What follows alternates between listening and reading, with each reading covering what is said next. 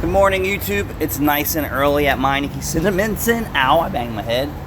I'm driving a Sequoia, my 290,000 mile Sequoia.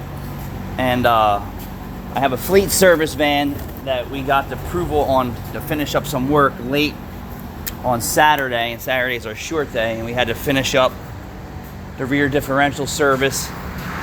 And one of my techs has a leaky hose clamp, so we got to get back at that. But they want it back for an 8 o'clock service call.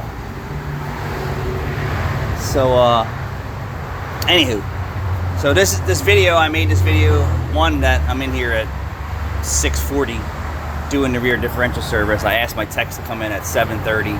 I figured it would take at least a half hour for Caleb to correct the leaky lower radiator hose that he put on.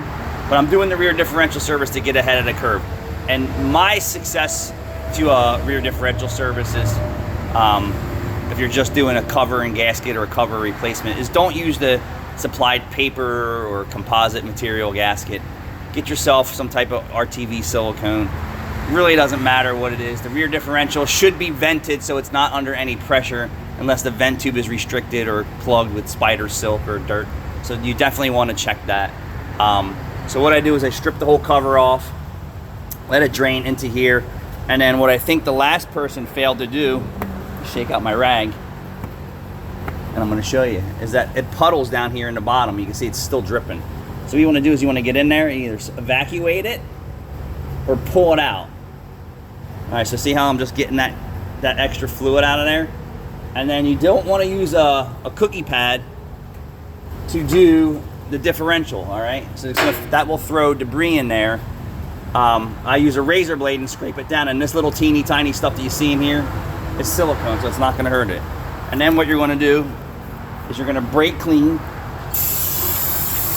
everything off. And this is the secret right here. Once you brake clean this all down, you're still going to have to go inside and scoop out whatever residual is left in there. And then I usually do this 2 times here.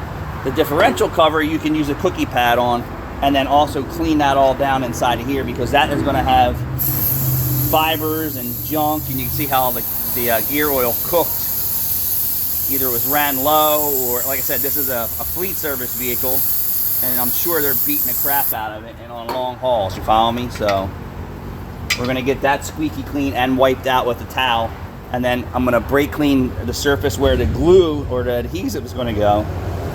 And then I'm going to do this same thing twice. So it's been rinsed once. I'm going to get a clean rag, scoop that out because you can see it's still dripping stuff. And then get that so that I have time while this is dripping to get my my silicone adhesive on here. And then when you make the bead, make sure it goes around the screw holes. You can do it either way, or you can just take it bead like that and then smear it with your fingers. But at least make sure it's a quarter of an inch thick all the way around. I'm probably going to use red RTV because it's cleaner and easier for me. Like I said, anything's good. I prefer black RTV. It's more of a permanent, super sticky bond. But this is my success to doing a rear differential service. Like I said, I don't use the gasket. I always use some type of silicone. Razor blade only on here. Clean everything off. Clean it again with a clean towel or paper towel. Make sure that you're getting, or use rubbing alcohol too. Just want to make sure that this is grease free, so when you put your silicone on that it bonds. Same thing here, get this super clean, towel it off, do this surface again, and then use a paper towel or a rag to make sure that surface is good when you're putting your adhesive back on. And then I take it and I just make sure there's no drips, slam it back on, take your screws, set them so it doesn't slide down on the bottom or the top, however you feel comfortable with. And get them snugged up as fast as you can, and then torque it to spec, or go around and use your hand torque wrench and make sure you got it snugged up. Like I said, there should be no pressure in your differential. If there's pressure in a differential, that means the vent tube is clogged. Thanks for watching.